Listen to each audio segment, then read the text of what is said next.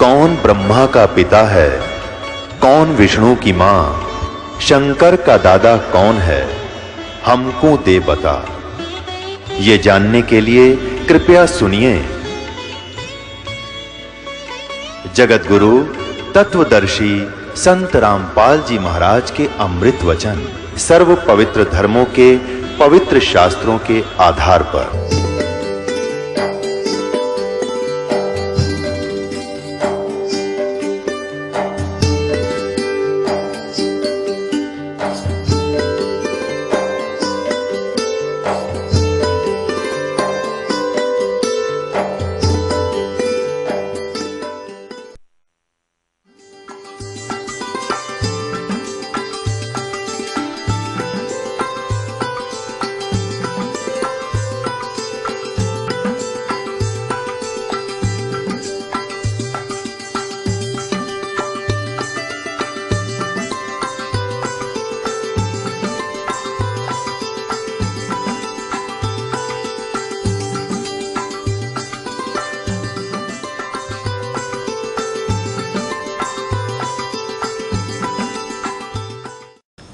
जिस वेद से, जिस ज्ञान से मैं मिलूं, मेरी प्राप्ति हो, जन्म मृत्यु का रोग कटे, तुम्हारा सतलोक में प्राप्त हो, वो विधि इन चारों वेदों में वर्णित नहीं है।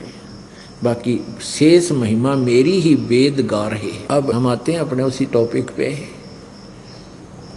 गरीबदास साहिब जी का मूल गांव करौथा है, जहाँ ये दास का आश्रम है, जो अब सरकार ने झूठे आरोप लगा करके ग्रहण किया हुआ है। उस करौथा गांव के रहने वाले थे गरीबदास जी के पूर्वज, यानी गरीबदास जी के नानके हैं छुडानी में। और गरीबदास जी के कोई मामा जी नहीं थे, यानी उनकी माता जी का भाई नहीं था। जमीन बहुत गणी थी, लगभग 1450 एकड़, 2500 बड़े बीघे, इतनी जमीन थी।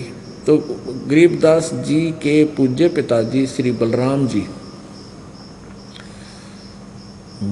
जी धनखड़ गांव करौथा के अपने ससुराल में घर जमाई बनकर रहा करते थे।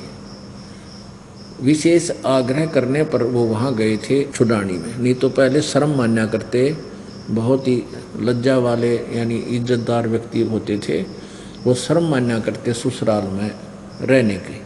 लेकिन विशेष आग्रह से वहाँ रहने लग गए थे। वहाँ भी जाने के 12 वर्ष के बाद गरीबदास जी का जन्म हुआ था। जब 10 वर्ष के गरीबदास साहिब जी थे, अपने ही नाना जी की गौवें चरा रहे थे, यानी अपनी ही गौओं को चरा रहे थे। 100-150 गायें पहले रखा करते थे। जमीन ज़्यादा थी, वर्षा कम होती थी, खाने योग्य अन्न थोड़े स्थान पर होता था जो झील में होते थे, डहर होती थी, और ऊंचे थलियों पर, ऊंचे स्थानों पर वर्षा नहीं होती थी तो फसल नहीं बीजा करते, उनको चरागाह बना लिया करते थे। तो अपने ही चरागाहों में गांव कबलाना की सीमा के लगते हुए जो खेत थे, वहाँ गौएं चरा रहे थे। तो वहाँ परमात्मा सतलोक से चलकर गति करके आए थे।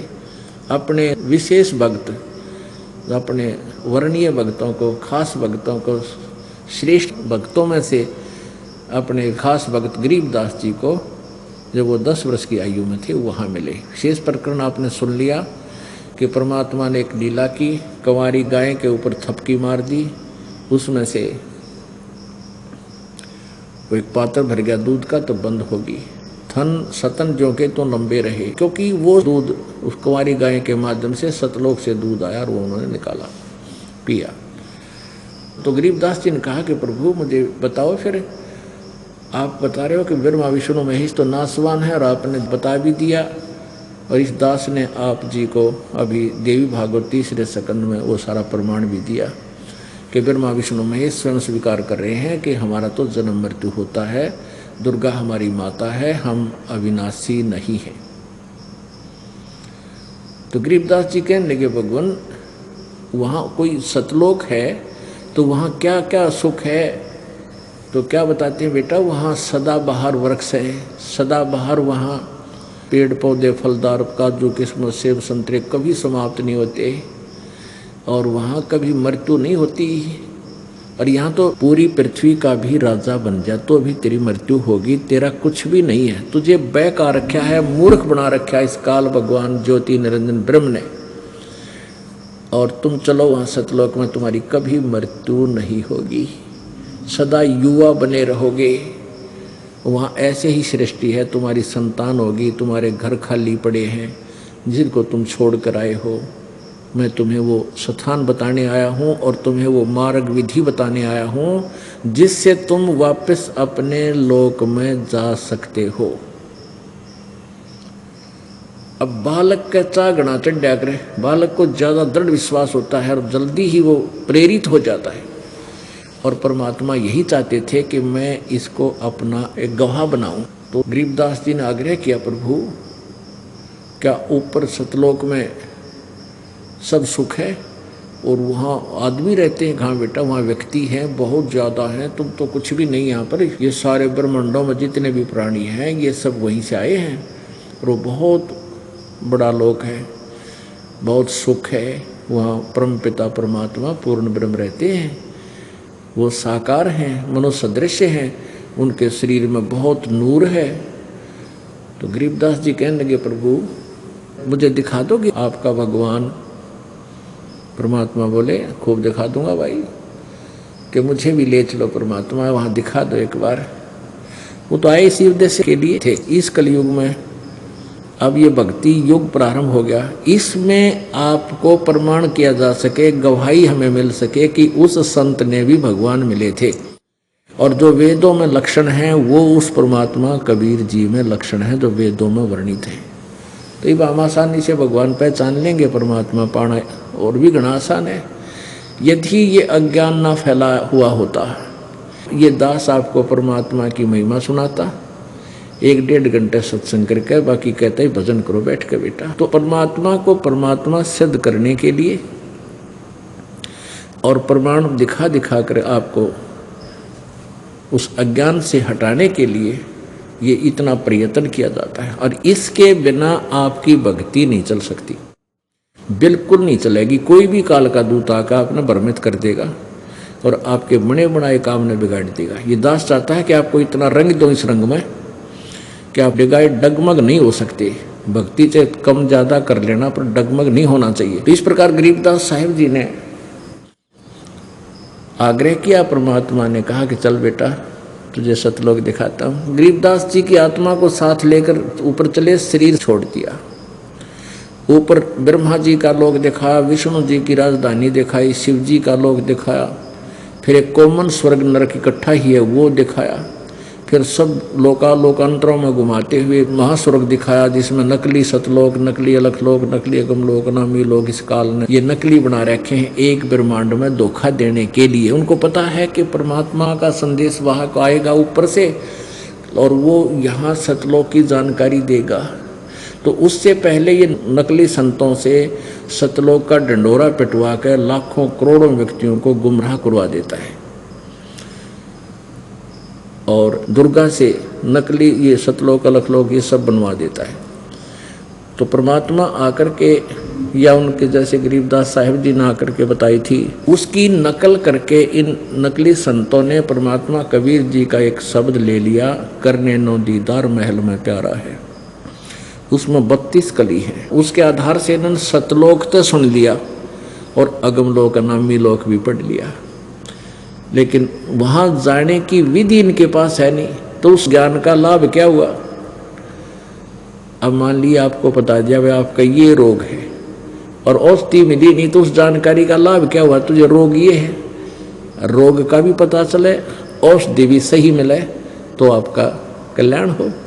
तो इन नकली संतों पंथों के पास दो तीन पंथ हैं, राधा स्वामी पंथ, धन धन को सतगुरु पंथ, ये जय गुरुदेव पंथ और ये ठाकुर सिंह वाला पंथ, ये सारे नकली पंथ है। इनमें नकली 5 नाम दिए जाते, ये 5 नाम काल के। धन धन सतगुरु पंथ इसमें 5 की बजाय 3 कर दिए और तीनों पर्यायवाची शब्द हैं उस अविनाशी परमात्मा की महिमा के। अकाल मूर्त, शब्द स्वरूपी राम और सतपुरुष। अकाल मूर्त का अर्थ है जिस परमात्मा की मूर्ति यानी साकार शरीर का कभी नाश ना हो, कभी काल ना आवे। अकाल मूर्त मीन अविनाशी परमात्मा। और शब्द स्वरूपी राम, शब्द कभी नष्ट नहीं होता। शब्द इसलिए मालिक की अविनाशी परिभाषा को ही सिद्ध करता है। शब्द स्वरूपी यानी अविनाशी परमात्मा, राम कहो परमात्मा कहो। और फिर सतपुरुष, पुरुष माने परमात्मा, सत माने अविनाशी, अविनाशी परमात्मा। अब ये तो वो रटना होगी, जल पानी नीर, जल पानी नीर, जल पानी नीर करते रहो सारी उम्र, कदे भी ना मिला जल पानी नीर। जल कहो चाहे पानी कहो चाहे नीर कहो, वो मिले कैसेगा? ऐसी रटना से नहीं, उसकी विधि अलग है। जैसे हैंड पंप लाओ, पाइप लाओ, फिर बोकी मारो और फिर वो बोकी वहां तक पहुंचे, फिर हैंड पंप लगा के फिर वो जल पानी नीर निकालो। जल कहो चाहे पानी, वो तरीका और है। उस अमर पुरुष, सतपुरुष, उस अकाल मूर्त को पाने की विधि इस दास के पास है। इन 3 नामों का बार बार गुणगान करने से कुछ नहीं मिलेगा। ऐसे ये 5 नाम देते हैं, राधा स्वामी वाले, जय गुरुदेव वाले, वो एक ही कुएं का पानी है ये सारा। वैसे धन धन सतगुरु पंथ, सच्चा सौदा, सरसा वाला, जगमान वाली वाला, और ये ठाकुर सिंह का पंथ, और ये राधा स्वामी पंथ दिल्ली में है जो कृपाल सिंह जी वाला मिशन है। ये सारे एक कुएं का पानी, ये 5 नाम देते हैं। और वो 3 नाम बदल दिए, वो भी उसी ज्ञान पर आधारित है जो शिवदयाल जी का मूल ज्ञान है। और शिवदयाल जी ने कह का भी नहीं पता, अध्यात्म ज्ञान का कति कह का भी नहीं मेरा। शिवदयाल जी को राधा स्वामी पंथ के प्रवर्तक कहलाते हैं, आगरा वाले। अपने आत्मा ये दास इसलिए बुरा लग गया है कि मैं सच्ची कहता हूँ, और सच्ची कहना स्वीकार्य होता नहीं, पर हो जाएगा उसका बेड़ा पार है। अब जिसने यह सच्चाई सहन होगी और अपने सदग्रंथ दोबारा देख लेंगे तो उनका कल्याण हो जाएगा। अब जैसे नकली डॉक्टर होता है ना, वो नकली काम कराया करे। जैसे एक भगत का मारा चोट लग गई थी, काफ़ी साल पहले की बात है, एक बूढ़ा सा रहा करता, तो एक नकली डॉक्टर दौरा जाता, वो जाते बूढ़ा कहता है मर गया। वो बूढ़ा हाथ आदमी था जिसके चोट लगी, हाय मर गया। वो छेड़ता तो क्या करता, पट्टी तारी, वैसे ही दवाई डाली, पट्टी नौ की नौ बांध के भेज देते। 1 महीना हो गया, उसका कोई आराम नहीं। तो एक डॉक्टर आ गया कुदरती हमारे आश्रम को देखने के लिए। वो बोला बुढ़े क्या हो गया जी, इसके ऐसे पैर में दर्द, 1 महीना हो गया, चोट लग रही है, ठीक नहीं है।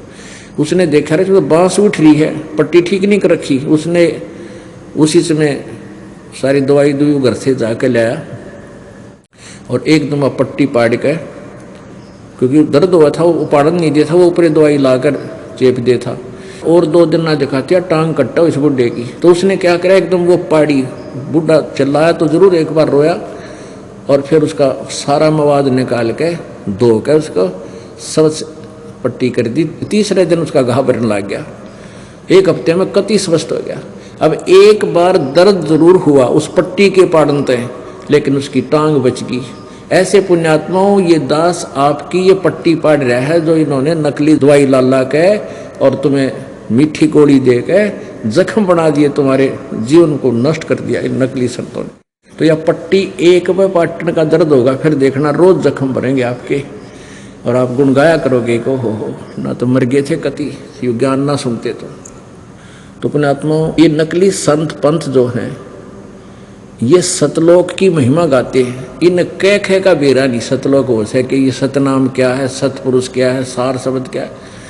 अब एक ही समझदार को एक संकेत बहुत होता है, और किसी ने सामान खरीदना है तो एक बोरी में एक परखी मार के, परखी होती है एक लोहे की आगे से पैनी सी, बीच में थोड़ी सी पाइप मुड़ी हुई, उसको बोरी में घुसो देता है सौदा करने वाला सौदागर।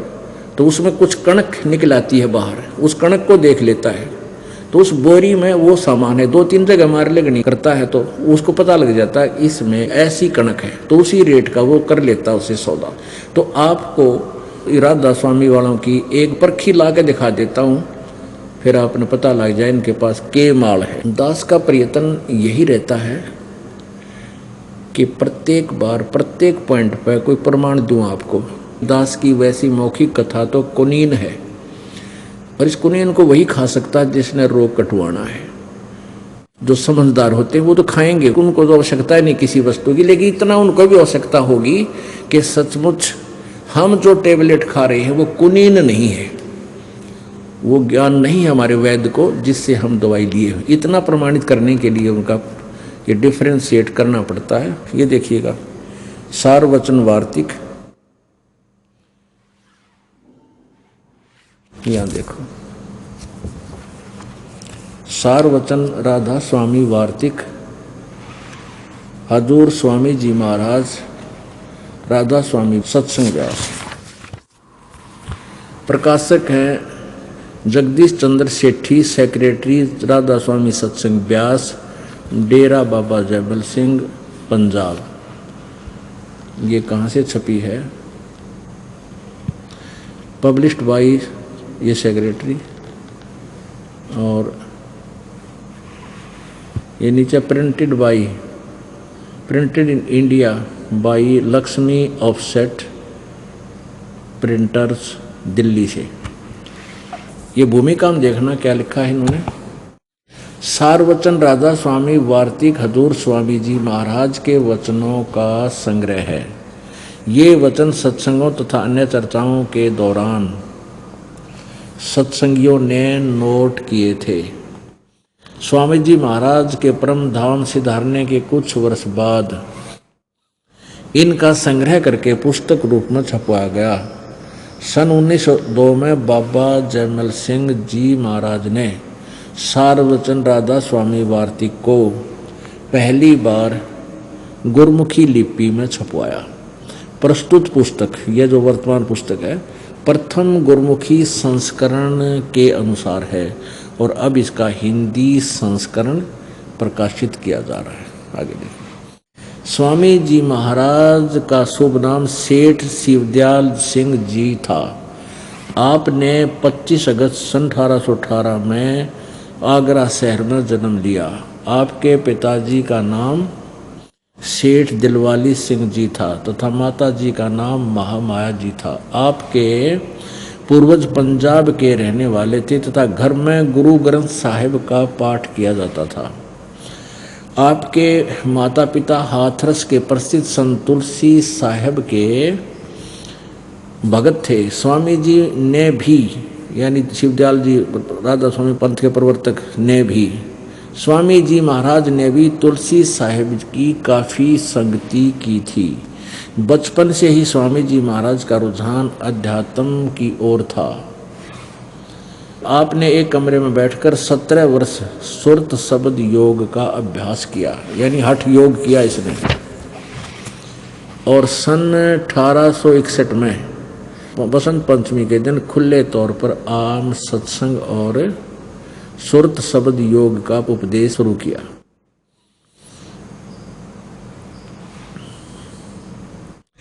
ये जो पुस्तक हम पढ़ रहे हैं, ये सत्संग वचन है शिवदयाल जी महाराज, फाउंडर ऑफ राधा स्वामी पंथ।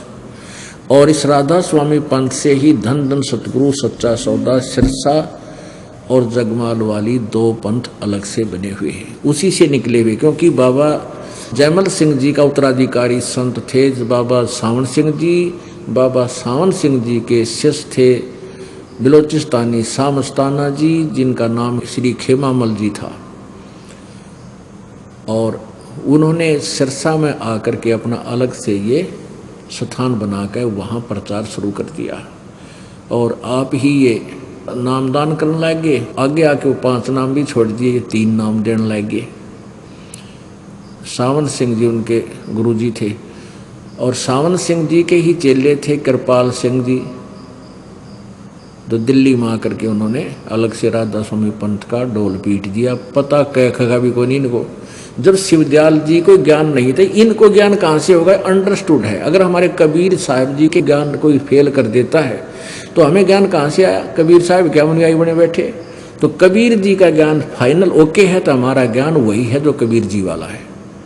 तो इसलिए हमारा ज्ञान सही है, क्योंकि हमारा कबीर जी का ज्ञान वेदों ने समर्थन किया है, उनकी महिमा वेदों ने गाई है।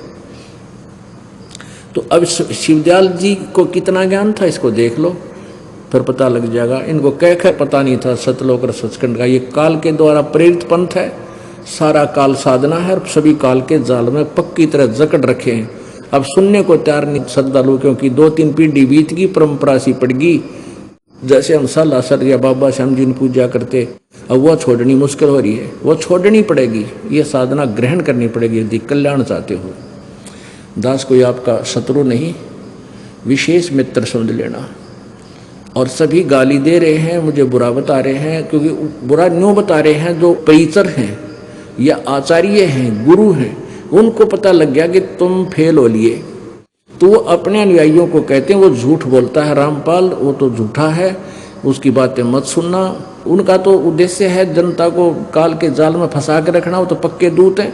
नहीं तो सामने प्रत्यक्ष प्रमाण आपका दिखा रहा हूँ, मान लेना चाहिए, इन गुरुओं को भी मानना चाहिए, इन परिचरों को भी मानना चाहिए। नहीं महापाप के भागी बनेंगे, इस दुनिया को भोली आत्माओं को काल के मुंह में डाल के इसे निकालना परम कर्तव्य है, और परमात्मा इसको सफल करेंगे, क्योंकि उन्होंने पहले ही कहा था कि इस समय आने पर हम कलयुग की जो पिछली पीढ़ी होगी उस समय इस पूरे विश्व में इस सत्य ज्ञान को फैलाएंगे।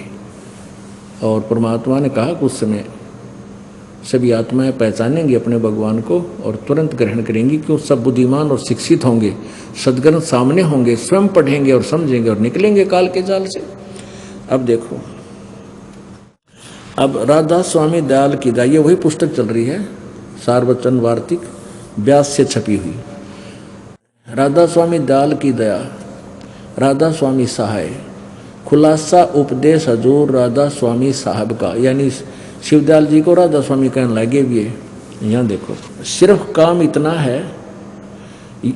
है कि इंसान यानी मनुष्य अपनी सूरत यानी रूह को, उसके खजाने निकास यानी मुकाम सतनाम और राधा स्वामी में। अब देखो, मुकाम माने स्थान, स्थान सतनाम को स्थान करे, राधा स्वामी को भी स्थान करे। आगे चलो, वचन नंबर 3 में क्या लिखा है, जितने आचार्य और महात्मा और अवतार और पैगंबर हर एक मजहब में हुए हैं, वे सब अपने अभ्यास के जोर से अंतर में तरफ मुकाम असली के चले, असली स्थान की ओर चले, पर सब के सब धुर स्थान नहीं पहुँचे। मुकाम माने स्थान। सो बहुत से तो मंजिल पहली यानी पहले स्थान पर, दूसरे कोई दूसरी मंजिल दूसरे स्थान पर, और कोई बिरले साध और प्रेमी मंजिल तीसरी तक पहुँचे, तीसरे स्थान तक। सिर्फ संत मंजिल 5वीं यानी सतनाम पर पहुँचे, सतनाम स्थान है यहाँ पर। और कोई बिरले संत मंजिल 8वीं यानी राधा स्वामी पद तक पहुँचे। ये राधा स्वामी पद 8वां स्थान है। और यहाँ तो पद अड़ा दिया ना, यहाँ सीधा लिखा है यानी मुकाम सतनाम और राधा स्वामी में, या सतनाम राधा स्वामी स्थान में पहुँचे। राधा स्वामी भी स्थान और सतनाम भी स्थान, ये मुकाम माने स्थान। अब देखना, ये तो आपने पढ़ा 13 और 14 पृष्ठ पे, सारवचन वार्तिक पहला भाग। अब प्रश्न नंबर 15 पे पढ़िए। चौथा वचन, अब समझना चाहिए कि राधा स्वामी पद सबसे ऊंचा स्थान है। ये पद भी अब स्थान ने बोल दिया, राधा स्वामी पद सबसे ऊंचा स्थान है, मुकाम माने स्थान है। और यही नाम कुल मालिक और सच्चे साहिब और सच्चे खुदा का है। ये असली नाम है उस सच्चे खुदा का, राधा स्वामी। इनका कहना, इसका नाम भी राधा स्वामी है, धाम का, स्थान का। और इस स्थान से 2 स्थान नीचे सतनाम का मुकाम है। यहाँ तो सतनाम को स्थान कह रहे थे, नीचे सतनाम का मुकाम है, यानी स्थान का स्थान है। ये समझो, इनकी उवाबाई देखो कि इस सतनाम के विषय में फिर डिफाइन किया, आगे खोल कर बताया है महापुरुष शिवदयाल जी ने, राधा स्वामी पंथ के प्रवर्तक ने। इस सतनाम की, जिसको संतों ने सतलोक भी कहा सतनाम को, सचखंड भी इसी को कहा सतनाम को, और सार शब्द और सत शब्द और सतनाम और सतपुरुष करके बयान किया है। अरे तेरा गजब भैया, सतनाम के विषय में आगे डेफिनेशन डिफाइन कर रहे हैं कि जिसको संतों ने सतलोक, सतनाम को सतलोक भी कहा है, सचखंड भी, इसी को सार शब्द, इसी को सत शब्द और इसी को सतनाम और इसी को सतपुरुष करके बयान किया है। ये हमारा सर कर रखा है इन्हें, तारा गजब भैया। बड़ी आत्मा फंसा दी काल के जाल में। अभी इनको समझाना दुर्लभ हो रहा है हमारे लिए, किस तरीके से समझाएं बड़ी आत्माओं को। ये 3 नकलियों को बड़े महापुरुष मान बैठे, जैसे शुद्ध पुरुष नहीं थे, धुर मंजिल पर पहुंचा करते। ये पहुंचे कहाँ गए, इनको ज्ञान ने कोई नहीं। वो सतलोक की चीज है, सतनाम वस्तु है, कोई मंत्र है या कोई स्थान है या कोई भगवान का नाम है, इन्हें कहेंगे ना मेरा। ये सतनाम, यही सचखंड, ये सतपुरुष, ये सतलोक, और ये सार शब्द, और ये सार नाम, और ये सतनाम, और ये स्थान, कितने सिर पैर भी नहीं इस व्याख्या का। अपने आत्मा जैसे किसी ने जिंदगी में कार देखी ना पेट्रोल, कोई अब सी जंगल में पड़ा है और वो सुबह घूमे आवा कितना है और आगे कह दे कहाँ गया था, कि शहर में गया था, वहाँ कारों में घूमता हूँ, पेट्रोल से गाड़ी चलती है। सुनते लिया उसने पेट्रोल से गाड़ी चलती है, ड्राइवर चलाता है, तो उससे पूछा भाई वो कार कैसी है, वो पेट्रोल कैसा होता है, सड़क कैसी है, तो उसने ना तो कार का बेरा, वो क्या व्याख्या कर रहा है कि कार, पेट्रोल भी कार कोई कहते हैं, ड्राइवर भी कार कोई कहते हैं, और सड़क भी कार कोई कहते हैं, और शहर भी कार को ही कहते हैं।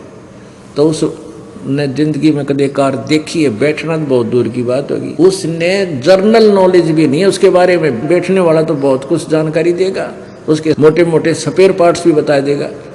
तो इस राधा स्वामी पंथ के प्रवर्तक शिवदयाल जी महाराज का योग ज्ञान है, जो कति एक अन्य का नहीं, कह का ही पता नहीं इसको अध्यात्म ज्ञान में, और ये करोड़ों व्यक्तियों को वो तो रख दो भाई, क्योंकि हम श्रद्धालु हैं, हमें भगवान की आवश्यकता है।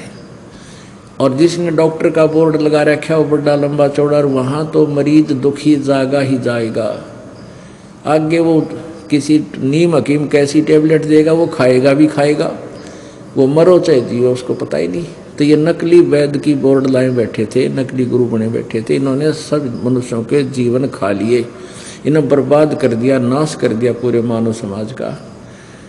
अपने आत्मा इसी के परिणाम स्वरूप ये राधा स्वामी पंथ का प्रवर्तक भूत बना, अपनी ही शिष्या बुक्की माँ का बोलने लाग गया, और फिर वो भूत बने हुए शिवदयाल जी से फिर यू प्रताप सिंह जी उनका छोटा भाई हाथ जोड़ कर भूत तो पूछे मध्या दिक्कत होगी, जिसने राधा स्वामी पंथ अलग से ज़्यादा प्रचार में किया, शालिग्राम राय साहब भी पूछे उससे। तो पुण्यात्माओं यही कारण है कि ये दास सच्ची बतावे और लोग मैंने गुंडा बतावे, इसलिए गुंडा बतावे है कि मैं सच्चाई कह रहा हूँ। अब उनके पास ज्ञान का तो उत्तर रहा को नहीं, तो और अपने शिष्यों को भ्रमित करने के लिए मुझे बदनाम करना शुरू कर दिया। विशेष कर आर्य समाज के इन आचार्य ने तो जमाकती सरेआम झूठ बोल बोल कर समाचार पत्रों में भी सारी बकवाद करवा दी।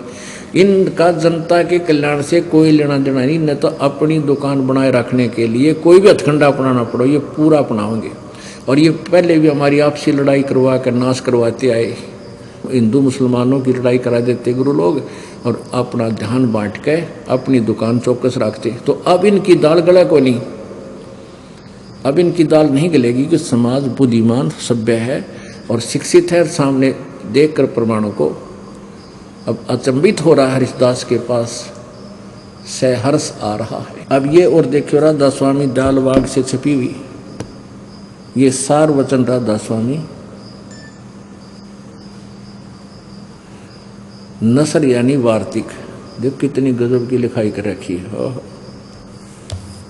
ये देखियो, जिसको परम पुरुष पूर्ण धनी स्वामी जी महाराज ने यानी शिवदयाल जी ने जबान मुबारक से फरमाया, और जो बाई इज्जत राधा स्वामी ट्रस्ट द्वारा छपी गई।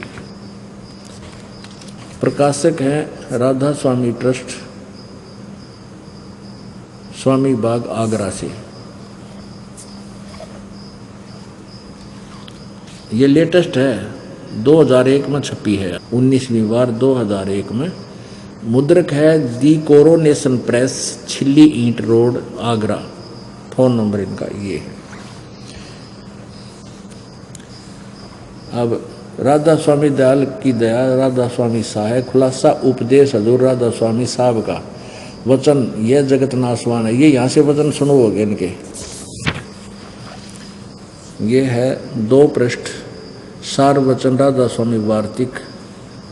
ये पहला भाग है, भाग 1। यहाँ देखना, ये एक वचन।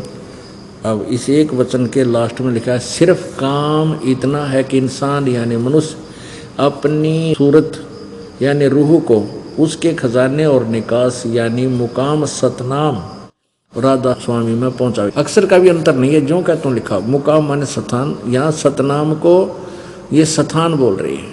आगे देखो अब वचन नंबर 3, जितने आचार्य और महात्मा और अवतार और पैगंबर हर एक मजहब में हुए, वे सब अपने अभ्यास के जोर से अंतर में तरफ मुकाम असली के चले, पर सब के सब धुर स्थान तक नहीं पहुँचे। सो बहुत से मंजिल पहली, मंजिल माने यहाँ देखो 1 नंबर है, या नीचे अनुवाद भी करके, मंजिल माने स्थान। तो दास ये सिद्ध करना चाहता है कि ये जो क्या बोल रहे हैं, पहुँचे तक नहीं पहुँचे। बहुत से तो मंजिल यानी स्थान पहली पर, मंजिल माने स्थान, और कोई दूसरी मंजिल पर, कोई बिरले साध और प्रेमी मंजिल तीसरी यानी तीसरे स्थान तक पहुँचे, और सिर्फ संत मंजिल पाँचवें स्थान यानी सतनाम पर पहुँचे। 5वीं मंजिल कहो, 5वां स्थान कहो, सतनाम पर पहुँचे। और बिरले संत मंजिल 8वीं यानी राधा स्वामी पद तक पहुँचे। ये मंजिल माने स्थान, राधा स्वामी पद को भी स्थान का है। आगे देखो अब 4 नंबर पर, 4 नंबर वचन में क्या बोला है, प्रश्न नंबर 5 पे। अब समझना चाहिए कि राधा स्वामी पद सबसे ऊंचा स्थान है, और यही नाम कुल मालिक और सच्चे साहिब और सच्चे खुदा का है। और इस स्थान से 2 स्थान नीचे, मुकाम माने स्थान, इस स्थान से यानी राधा स्वामी स्थान से 2 स्थान छोड़ कर नीचे सतनाम, या भी सतनाम को स्थान कह रहे थे, मंजिल 5वीं स्थान का स्थान है। मुकाम माने स्थान किते है, सिर्फ फिर बालक भी ना लिखे ये बातें जो इन्हें लिख रखी, अनजान भी ना लिखे।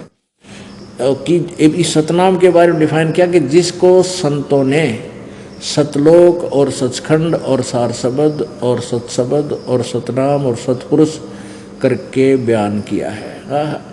इस सतनाम को ऊपर गाटा जोड़ा भी ना, सतनाम को डिफाइन करने लगे ये महापुरुष शिवदयाल जी, कि जिसको संतों ने, सतनाम मुकाम है जिसको संतों ने सतलोक, सचखंड, सार शब्द और सतशब्द और सतनाम और सतपुरुष करके बयान किया है।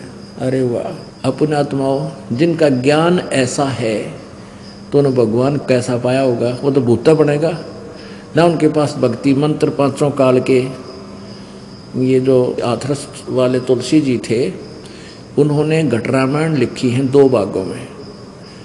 तो घट रामायण भाग नंबर 2 के प्रश्न नंबर 27 में लिखा है, ये 500 नाम काल के जानो। ये 500 नाम तक काल के हैं, एक आदि नाम और सतनाम इनसे भिन्न है, वो है मोक्षदायक। इनको पता नहीं तीनों मंत्रों का, इसलिए ये सभी श्रद्धालु और ये संत काल के ही जाल में है। ये दास बिल्कुल ढोल बजा के कह रहा है, समझना चाहिए। आगे इसी में और क्या लिखा है देखो, और कमाल कर रखे। भाग 1 ये वही है, सार वचन राधा स्वामी वार्तिक, 4था हम पढ़ रहे थे, यहाँ तक पढ़ लिया। अब यहाँ राधा स्वामी पद को अकह अनाम भी कहते हैं, क्योंकि यही पद अपार और अनंत और अनादि है, और बाकी के सब मुकाम इसी से प्रगट यानी पैदा हुए हैं। और सच्चा ला मकान जिसको स्थान भी नहीं कह सकते, इसी को कहते हैं। पता कोई बात हुई है?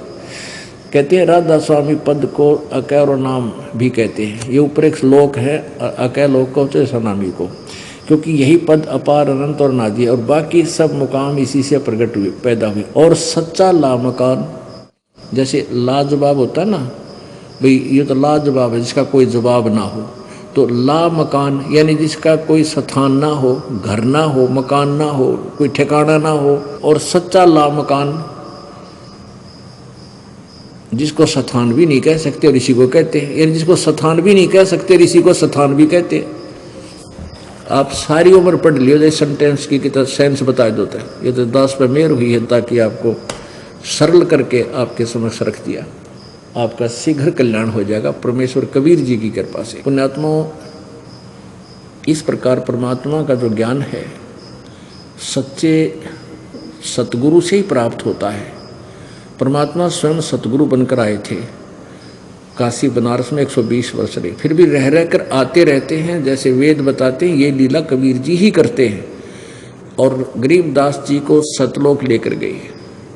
जब सतलोक पहुंचे तो क्या देखा गरीबदास साहिब जी ने कि जो नीचे से परमात्मा एक जिंदा महात्मा का रूप बनाकर आए हुए थे, जैसे एक संत का रूप बना लेते हैं मुसलमानों में, जिंदा महात्मा होते हैं, काला सा टोप और काला ही एक ओवरकोट, यानी एक ही कपड़ा घुटनों से नीचे तक का बना हुआ होता है, कमीज सा, और एक कच्छा पहनते हैं घुटनों से ऊपर तक का, एक टोप, काला टोप होता है ऐसे लंबे से चोटी का, इस तरह का।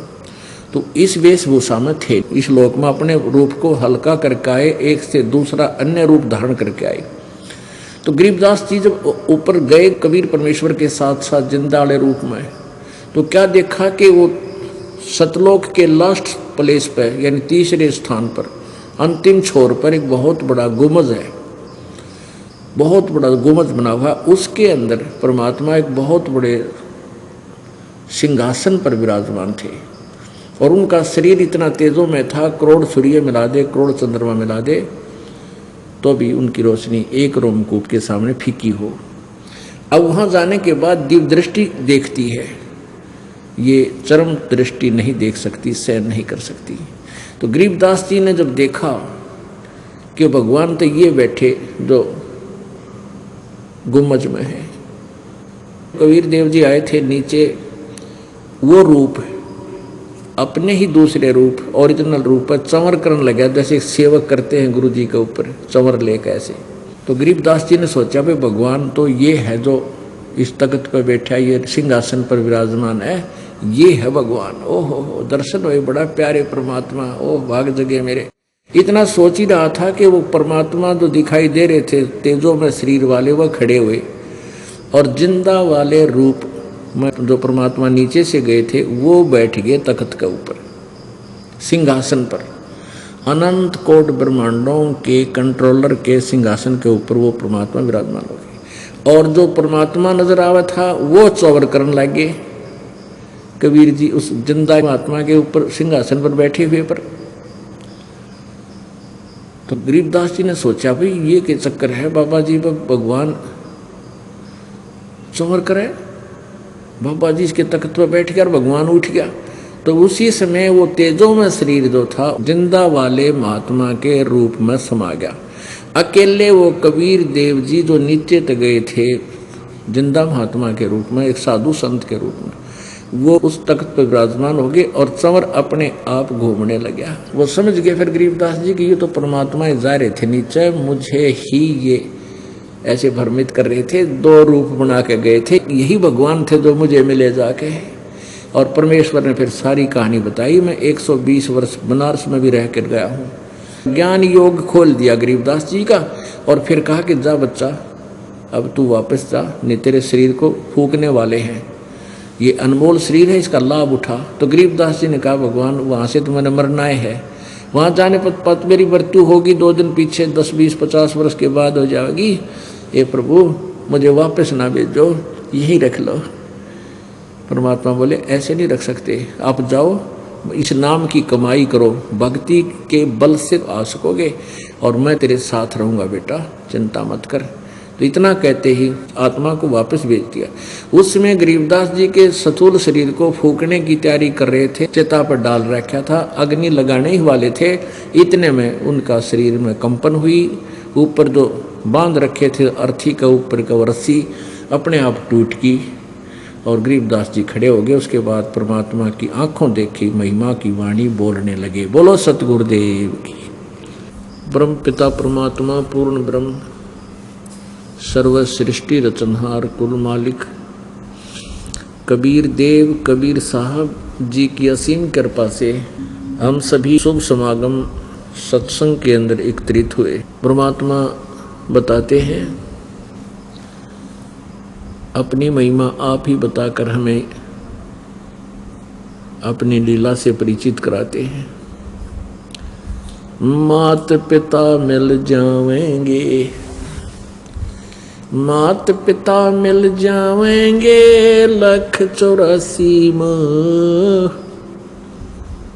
सतगुरु सेवा और बंदगी भाई फेर मिलन की ना।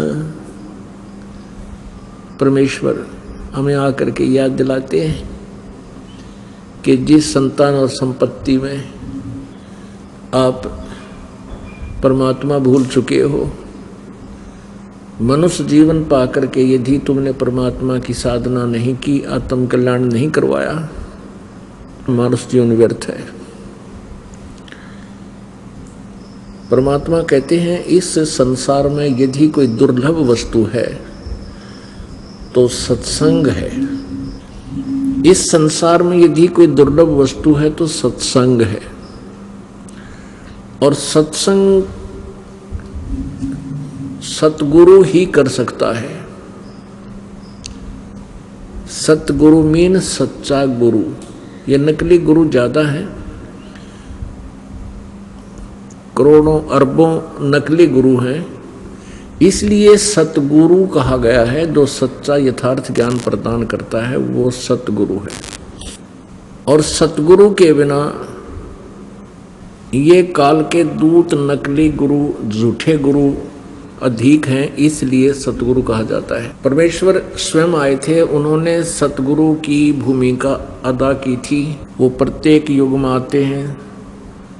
सतयुग में उनका नाम सतसुकृत होता है, त्रेता में उनका नाम मुनींद्र होता है, द्वापर में परमेश्वर अपना करुणा में नाम लेकर के आते हैं, और कलयुग में वो अपने यथार्थ नाम से कबीर देव, कबीर साहब, अल्लाह अकबर, उस कबीर नाम से वो प्रसिद्ध होते हैं। उसमें भी सतगुरु एक ही थे, कबीर जी ही थे। अन्य सतगुरु नहीं थे, उनके पास यथार्थ ज्ञान नहीं था, वह झूठे गुरु थे। जितने भी ऋषि थे, ब्राह्मण थे, गुरु थे, वो सभी नकली थे। और वर्तमान में भी यही स्थिति है। अब इस दास के ऊपर परमेश्वर कबीर जी ने, सतगुरु गुरुदेव जी ने कृपा की, यथार्थ ज्ञान से परिचित करवाया और इस दास को सतगुरु बना दिया। कबीर देव जी तो बने बनाए सतगुरु हैं, वो तो सारी सृष्टि के रचनहार हैं, और इस दास को भी ज्ञान योग दे करके, खोल करके सतगुरु बनाया। तो पुण्यात्माओं, इस संसार में, इस ब्रह्मांड में यदि कोई चीज दुर्लभ है, सत्संग है।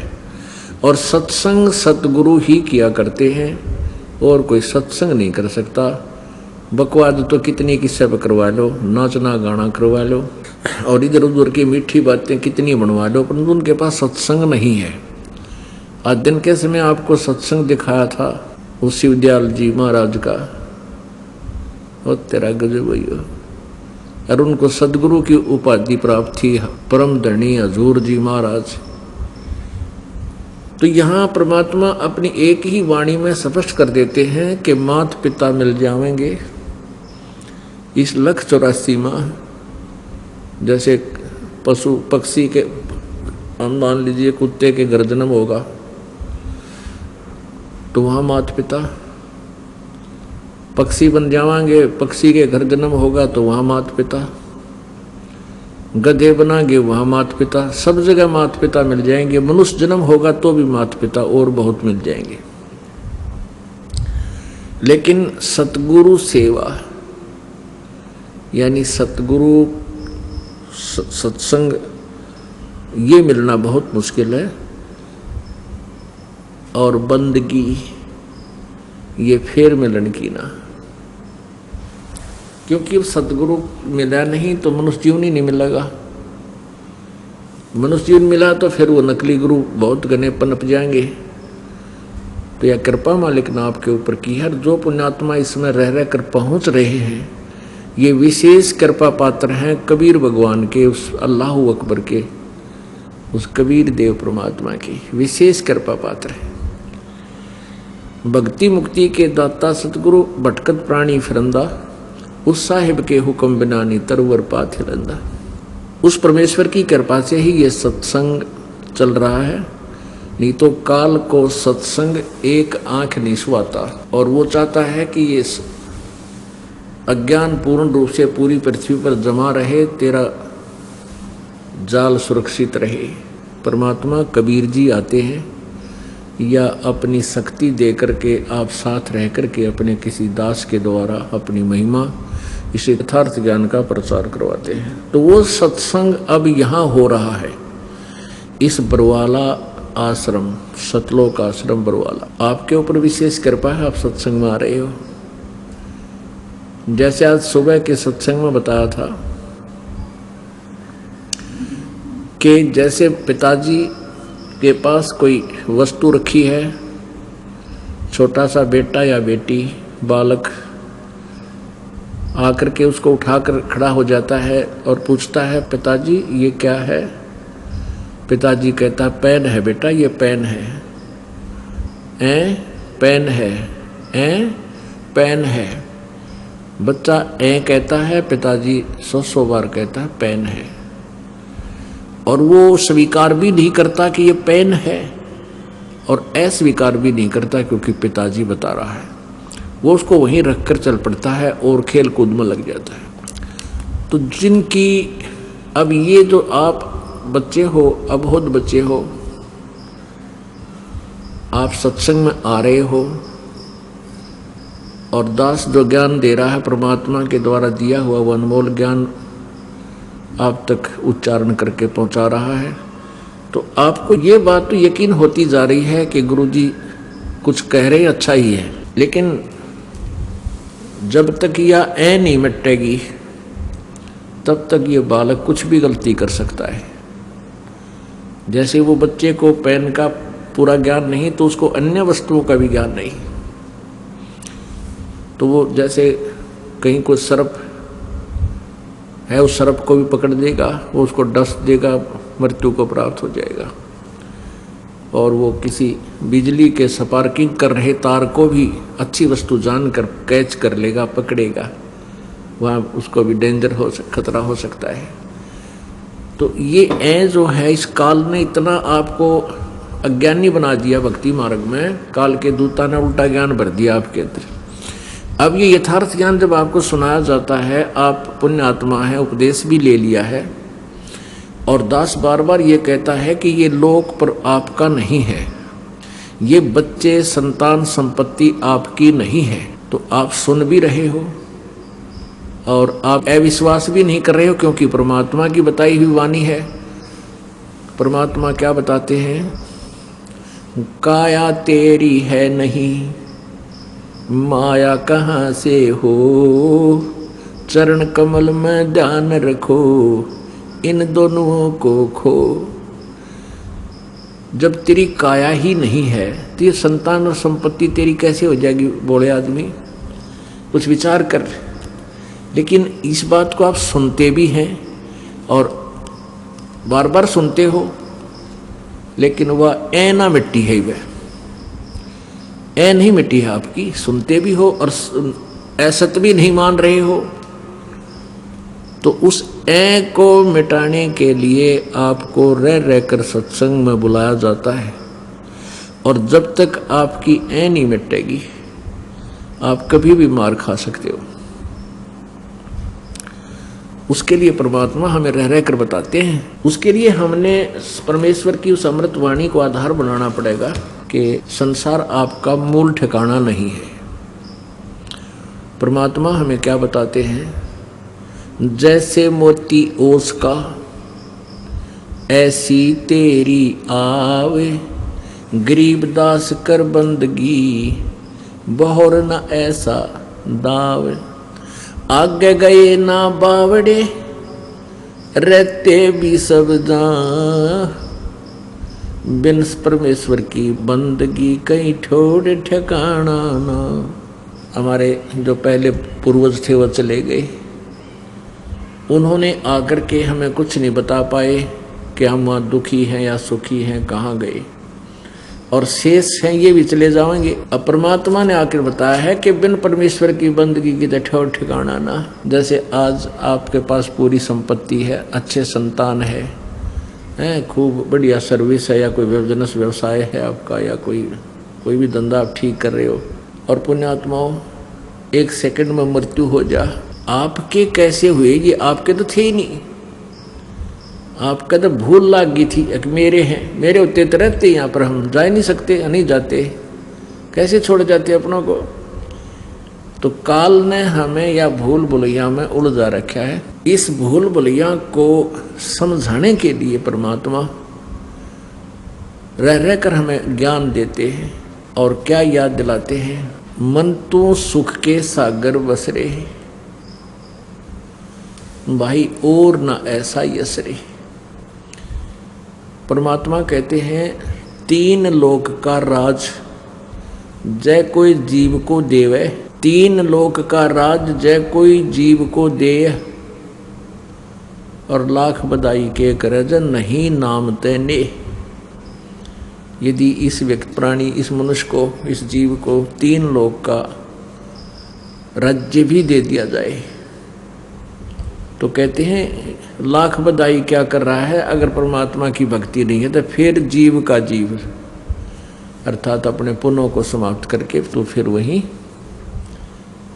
यही 84 लाख योनियों में सैर सपट्टे कर रहा हुआ, कि तो कुत्ता बन गए, कि तो गधा बन गए, या अन्य पशु पक्षियों की योनियों में। मन तो सुख के सागर बसरे, भाई और ना ऐसा यसरे। भाई सर्व सोने की लंका होती और रावण से रणधीरम, एक पलक में राज बिराजी जम के पड़े जजीरम।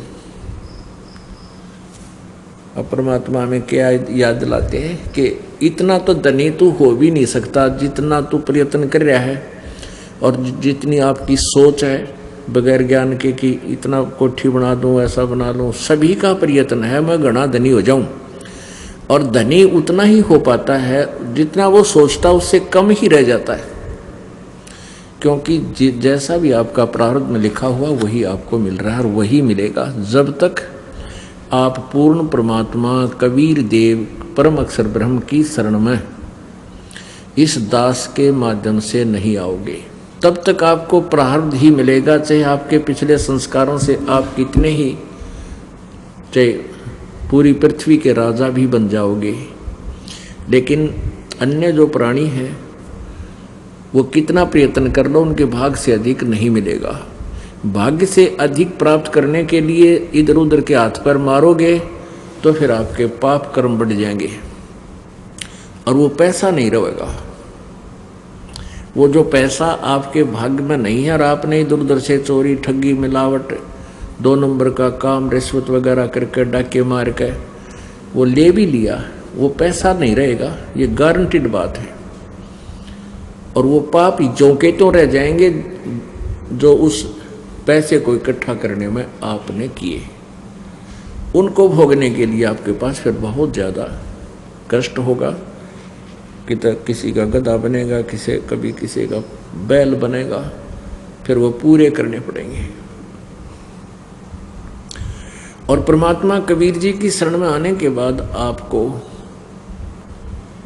आपकी किस्मत से अधिक देगा भगवान, आपके भाग्य से अधिक देगा। उसके हाथ में कलम है मालिक के में, लेकिन वो देवेगा कैसे? जब आपकी सच्ची श्रद्धा परमात्मा में बन जाएगी।